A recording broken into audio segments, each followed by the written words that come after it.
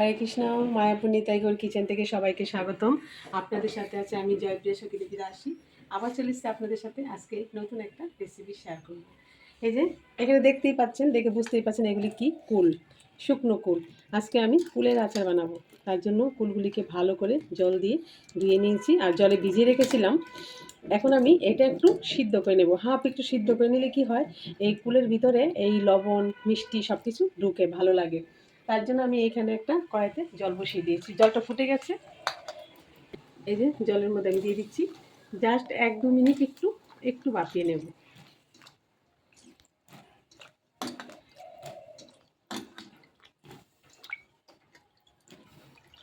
এখানে অল্প লবণ দিয়ে সিদ্ধ করে নিচ্ছি।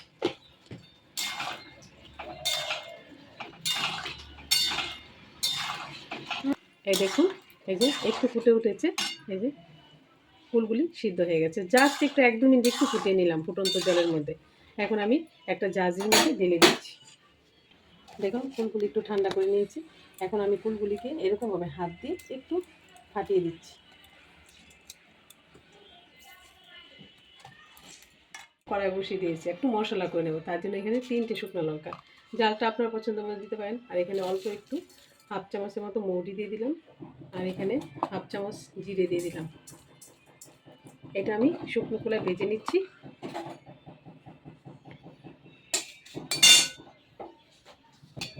এই যে ভালোভাবে একটু লালচে করে ভেজে নিচ্ছি শুকনো লঙ্কাটা আর এই জিরে আর মৌরিটা। মশলাটা যত সুন্দর ভাজা হবে সুন্দর একটা গন্ধ ছাড়বে। এই যে মশলাটা নামিয়ে দিলাম, ভাজা হয়ে গেছে। একটু ঠান্ডা হলে তারপর আমি গুঁড়ো করে নেব। ফুলগুলিও ফাটিয়ে নিয়েছি, দেখুন রেডি আছে।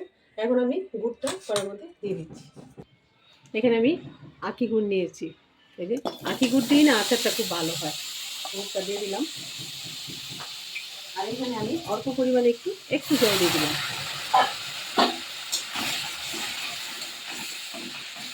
এ দেখুন গুড়টা একটু জল দিয়ে ভালোভাবে ফুটিয়ে নিচ্ছি। আমি একটু গুড়টাকে একটু একটানের মতো একটু করে নেব, তারপর ফুলগুলি দেবো। এই দেখুন গুড়টা এই যে হয়ে গেছে। এখন আমি ফুলটা ঢেলে দিচ্ছি। এবার এখানে আমি যেহেতু আমি আগে অল্প একটু জলে লবণ দিয়েছি, এখন আমি স্বাদ মতো একটু লবণ দিয়ে দিচ্ছি।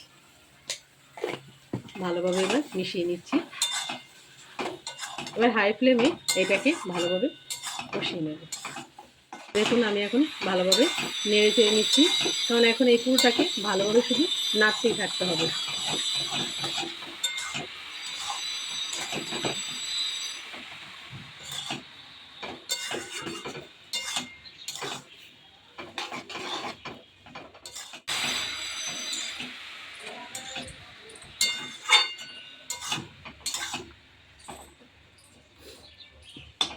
এই আচারটা করে আপনারা রোদ্রে শুকিয়ে প্রায় 1 বছর রাখতে পারবেন, একটুও খারাপ হবে না আচারটা।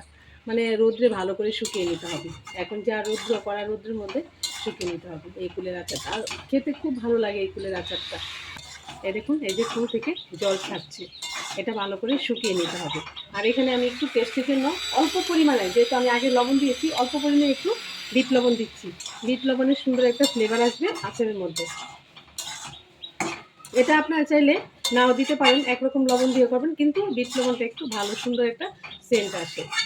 এই যে জল উঠে গেছে। এখন এটাকে আমি হাই ফ্লেমে ভালোভাবে শুকিয়ে নিচ্ছি। মানে জুসটাও শুকিয়ে যাবে, ফুলগুলিও হয়ে যাবে। আর যেগুলি একটু গোটা আছে এগুলো আমি একটু থেতলে দিচ্ছি। ঠান্ডা হয়ে গেছে মশলাটা, আমি একটু গুঁড়ো করে নিচ্ছি। আমরা সবসময় না মিক্সিতে করি, কিন্তু আসলে কি এই যে একটা বেলুন নিয়ে এই স্লাফের মধ্যে ফেলে এরকমভাবেও একটু ভাজা মশলা গুঁড়ো করা যায়। আর এই গুঁড়োটা এত মানে মিহি করতে হবে না, একটু দানা দানা থাকলেও ভালো লাগে আচারের মশলাটা। এটা আমার মার কাছ থেকে শেখা। আমার মা কোনো কিছু যখন রান্না করতে গিয়ে অল্প একটু থাকতো, তখন একটু বেলুন দিয়ে, আগের দিনে তো মিক্সি ছিল না, এরকম বেলুন দিয়ে গুঁড়ো করে নিত, এলাচের দানা, একটু ভাজা মশলা, এরকমভাবে। এই যে দেখুন আস্তে আস্তে জলটা শুকিয়ে গেছে। এখন আমি এই যে ফ্লেমটা একদম লো ফ্লেমে দিয়ে এটা একটু মানে চিটচিট করে নেবো আচারটাকে। এই যে প্রথমে একদম গ্যাসটা বাড়িয়ে দিতে হবে, তারপর কমিয়ে দিতে হবে। এই যে অনেকটাই শুকিয়ে গেছে, এই যে একদম লেগে লেগে আসছে। এখন আমি এই সময়ই মশলাটা দিয়ে দিতে হবে। এখানে আমি মশলাটা একটা বাটির মধ্যে নিয়ে নিচ্ছি, মশলাটা দিয়ে দিচ্ছি। এত সুন্দর একটা সেন্ট বেরোয় না এই মশলাটা যখন দেওয়া হয় ফুলের আচারে, অপূর্ব লাগে। যখন আপনারা ভগবানকে ভোগ লাগিয়ে, অনেক সময় দেখা গেল একটু চাটনি করার টাইম নেই, একটু ভগবানকে চাটনি দিতে ইচ্ছে হলো, তখন একটু আপনারা এরকমভাবে একটু করে রেখে দিলে এটা দিতে পারবেন, অন্যের সাথে একটু চাটনি দিয়ে ভগবানকে ভোগ লাগাতে পারবেন।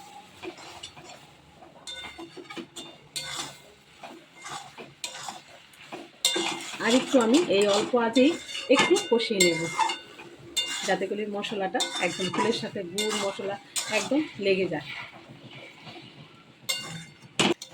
এই দেখুন, এই যে একদম হয়ে গেল, একদম রেডি হয়ে গেল, এই যে লেগে যাচ্ছে, একদম শুকিয়ে গেছে।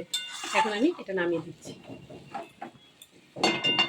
আমি এখানে একটা থালা নিয়ে নিয়েছি, থালার মধ্যে ছড়িয়ে দিচ্ছি। এটা আমি একটু রৌদ্রে দেবো। রৌদ্রে দিলে কি হবে, একদম মানে ফুলগুলি রৌদ্র পেয়ে সব মানে ফুলের সাথে একদম গুড় মশলা লেগে যাবে, খুব ভালো লাগবে। রেডি হইলে ফুলের আচার। আর আজকের ভিডিও এখানেই শেষ, আবার দেখা হচ্ছে পরের ভিডিওতে। হরে কৃষ্ণ, সবাই ভালো থাকবেন, সুস্থ থাকবেন।